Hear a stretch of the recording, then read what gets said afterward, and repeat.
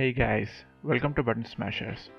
Today we are going to talk about price and games revealed by the Google Stadia. Google has unveiled the pricing and other details for its all-new cloud gaming service, Google Stadia, which was announced earlier this year. With it being a cloud-based experience, performance will depend on the user's network performance. Google has outlined the expected performance in relation to different network speeds, starting with 10 megabits per second for 720p at 60 frames per second stereo output. This is a relatively low bar of entry for those of us with access to decent network infrastructure.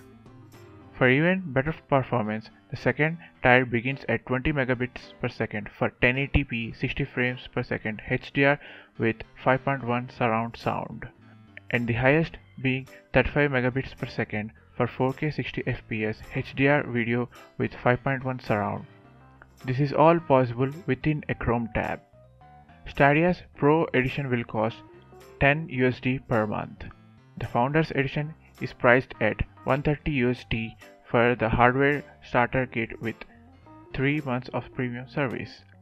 Stadia will not only a subscription service and will allow players to purchase games in Stadia library, similar to the way they would on Steam, only these games will be streamed to the player. The controllers will also set you back at $69. Google has promised that Stadia will support desktops, laptops, tablets and smartphones at launch, but just the Pixel series, and in future they will be expanding it to include other smartphones. Stadia will launch in November 2019 to 14 different countries, which includes US, UK and Canada, and none from Asia.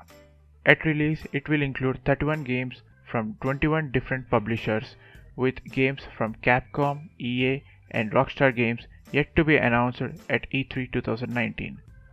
Google says Bungie's Destiny 2 is the only game guaranteed to let you pick up where you left off on Xbox and PC. Apparently, they are using cross-save functionality and they are still working with PlayStation to figure out the transition. Destiny 2 will be included for free within the Stadia Founders Edition via the subscription service and will not be purchasable separately. We have a game review on Destiny 2 you can check out in our site. For casual gaming, this could be a nice piece of kit, but that is dependent on how well it is capable of performing in real-world setting. Most of us who have used streaming services like Netflix and YouTube know that things can be great until something affects either our server or network. So now the question is, does the world right now have good enough internet quality for Stadia? Even with high bandwidth, they are not always stable. Let us know your thoughts on Stadia by commenting down below. Till then, have a good day and be kind to one another. Bye.